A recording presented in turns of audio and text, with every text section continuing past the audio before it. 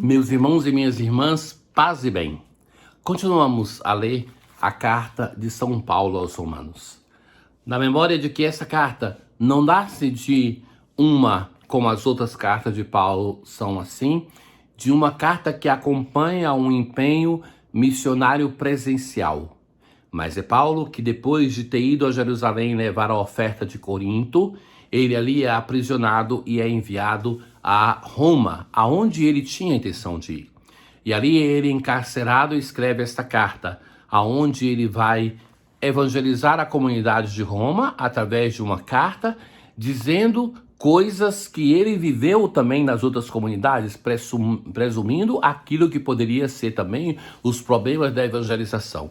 É uma carta madura, é uma carta que o tema central é a soberania de Cristo, como aquele que nos dá gratuitamente a salvação, e não pelas obras da lei, como entendiam os filhos de Israel.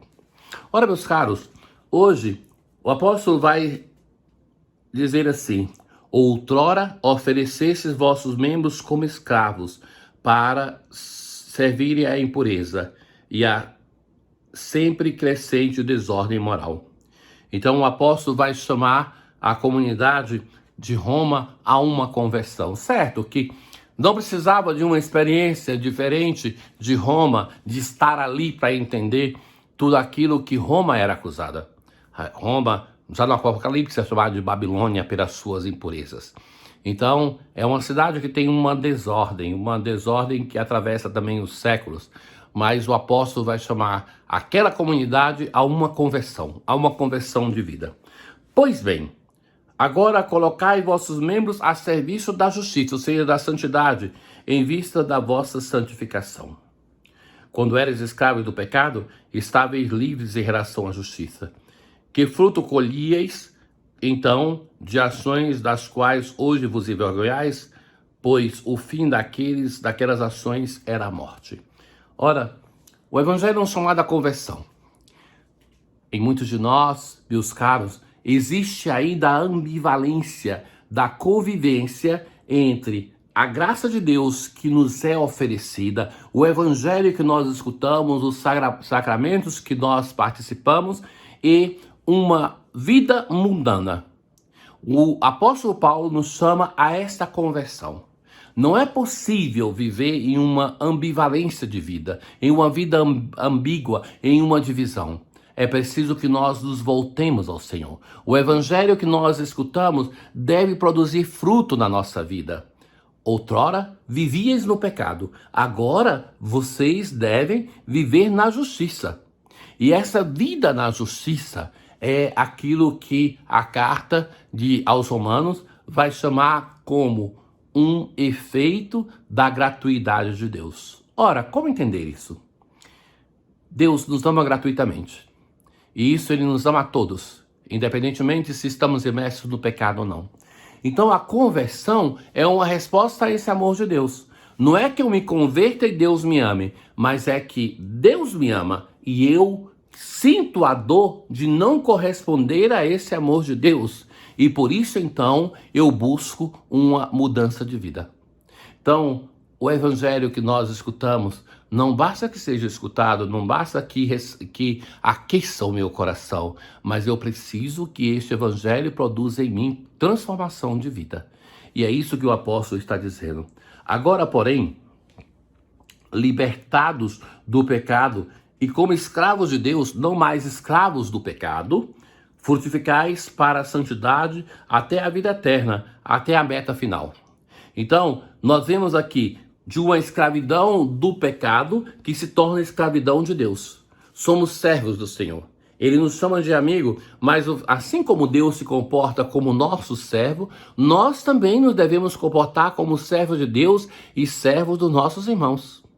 Então, que é essa relação de perceber que Deus me ama que deve suscitar em cada um de nós uma resposta de amor. Esta é a verdadeira conversão, a contrição perfeita. Com efeito, a paga do pecado é a morte, mas o dom de Deus é a vida eterna em Jesus Cristo, nosso Senhor. A escravidão do pecado conduz à morte. A escravidão de Deus conduz a uma relação de felicidade, de vida eterna, que nos é mediada, que chega a nós através do Cristo nosso Senhor. No breve evangelho de hoje, Jesus vai dizer assim: eu vim para lançar fogo sobre a terra, e como gostaria que já estivesse aceso. Que fogo é esse? O fogo de Jesus é, por um lado, a divisão que a fé provoca mesmo na família. O evangelho de hoje vai dizer isso. E que entre os primeiros cristãos se vivia isso, que alguém se convertia ao Cristo e por causa disso era abandonado até mesmo pelos seus familiares. Então, que esta adesão ao Cristo produz um efeito colateral. Meus irmãos, não queiramos ser pessoa de fé e continuarmos a sermos aceitos pelo mundo. Essa aceitação, o ser amigo de todos, que me parece que é uma ilusão cultural muito própria de nós brasileiros, ela não existe. A partir do momento que você toma opções na vida, você rompe com algumas pessoas. E a conversão verdadeira, ou mudar de vida, passa pela coragem de romper com aquelas pessoas que nos levam ao pecado. Não é possível conciliar uma vida de santidade com a amizade de pessoas que não nos ajudam a viver um caminho de fé. Eu acho que isso é a coisa que muitas vezes nós temos dificuldade de compreender. Na comunidade eclesial, nós temos pessoas que, como nós, estão lutando por um caminho de conversão. E é preciso também que nós consolidemos nas nossas paróquias, nas nossas comunidades, um caminho de amizade cristã, de pessoas que se querem bem, de pessoas que se sustentem. Por quê?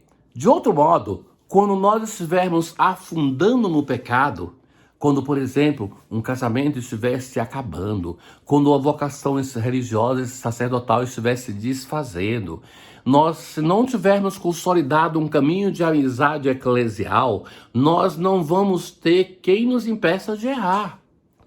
Então, não é possível conciliar muitas vezes, não é possível conciliar jamais um caminho de fé com a ligação com pessoas que não compartilham um caminho de fé. Então, Jesus vai dizer assim: eu vim lançar fogo sobre a terra. Esse fogo é essa divisão que acontece por causa da nossa opção pelo Senhor Jesus. Devo receber um batismo. Esse batismo de Jesus é a sua paixão e como ele deseja que isso aconteça. Vós pensais que eu vim trazer a paz sobre a terra? Pelo contrário, eu vim trazer a divisão. Então, Jesus agora vai começar a dizer as divisões que acontecem em uma família, dos pais contra os filhos, dos filhos contra os pais, que 3 estarão divididos contra 2 e 2 contra 3, ficarão divididos. A filha contra a mãe, o filho contra o pai, a sogra contra a nora e a nora contra a sogra. Como entender isso? Isso era uma realidade que estava se vivendo na comunidade de Lucas. Ele transmite no Evangelho aquilo que acontece na sua comunidade. Mas ainda hoje, meus caros, nós devemos ter a certeza que Deus não quer que nós não amemos outras pessoas.